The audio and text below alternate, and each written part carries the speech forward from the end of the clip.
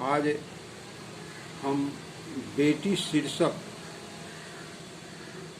काव्य पाठ करे जा रहल बनी। एक शीर्षक बा बेटी। बेटी के समाज में, गांव में, परिवार में कितना महत्व होला, यही पर हम कविता कहे जा रहल बनी। अगर के लाइक करी, सब्सक्राइब करी और सुनी। बेटी शीर्षक बेटी। ऊ घर खुश नसीब बा, आंगन में खिलखिलाली बेटी। ऊ घर खुश नसीब बा, आंगन में खिलखिलाली बेटी। ऊ घर स्वर्ग बा, जौना के सजावेली बेटी। ऊ घर स्वर्ग बा, जौना के सजावेली बेटी। घर के लक्ष्मी होली एगो अनजान सी प्यारी बेटी। घर के लक्ष्मी होली एगो अनजान सी प्यारी बेटी। रिश्ता निभा के घर टूटे से बचावेली बेटी। रिश्ता निभा के घर टूटे से बचावेली बेटी। परिवार के सलामत खातिर संदेश वाहक बन जाली बेटी। परिवार के सलामत खातिर संदेश वाहक बन जाली बेटी। भाई भाई के रंजिश दूर करके, भाई भाई के रंजिश दूर करके रिश्ता निभावेली बेटी। रिश्ता निभावेली बेटी। भाई भाई के रंजिश दूर करके रिश्ता निभावेली बेटी। कलाई में राखी बांधेली, ऊ बहन घर के होली बेटी। कलाई में राखी बांधेली, ऊ घर के बहन होली बेटी। माई बाप के दुख दर्द के खुद में संभालेली बेटी। माई बाप के दुख दर्द के खुद में संभालेली बेटी। रोवत बाबुल के हंसा जाली बेटी। रोवत बाबुल के हंसा जाली बेटी। दर्द भरल घाव पर मरहम लगावेली बेटी।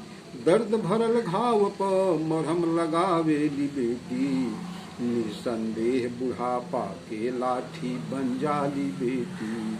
निसंदेह बुढ़ापा के लाठी बन जाली बेटी। ऊ बदनसीब बा, जेकरा कुख में न जन्मेली बेटी।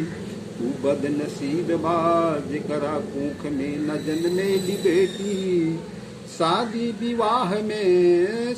विवाह में दूसरों के जांघ पवित्र करावेली बेटी। शादी विवाह में दूसरों के जांघ पवित्र करावेली बेटी। माँ भारती बन के देश के रक्षा करेली बेटी। माँ भारती बन के देश के रक्षा करेली बेटी। वायुयान अंतरिक्ष में सफर करावेली बेटी। वायुयान अंतरिक्ष में सफर करावेली बेटी। संस्कार संस्कृति के पाठ पढ़ावेली बेटी। संस्कार संस्कृति के पाठ पढ़ावेली बेटी। बेटा से ऊपर उठ के रिश्ता निभावेली बेटी। बेटा से ऊपर उठ के रिश्ता निभावेली बेटी। केहू केहू तरसता, जेकरा घर में नहीं थी बेटी। केहू केहू तरसता, जेकरा घर में नहीं थी बेटी। कहतानी डॉक्टर कमल सिंह अमोरजा। कहतानी डॉक्टर कमल सिंह अमोरजा। शादी बियाह में मत ऐठी नरेटी। शादी बियाह में मत ऐठी नरेटी। दुनिया के बसावे खातिर आवेली बेटी। दुनिया के बसावे खातिर आवेली बेटी। बेटा खातिर मत तरसी, जेकरा घर में बाड़ी बेटी। बेटा खातिर मत तरसी, जेकरा घर में बाड़ी बेटी। धन दौलत के सिंगार होली बेटी। धन दौलत के सिंगार होली बेटी। घर खुश नसीब बा, आंगन में खिलखिलाली बेटी। ऊ घर खुश नसीब बा आंगन में खिल खिलाली बेटी, ऊ घर स्वर्ग बा जौना के सजावेली बेटी, ऊ घर स्वर्ग बा जौना के सजावेली बेटी। नमस्कार।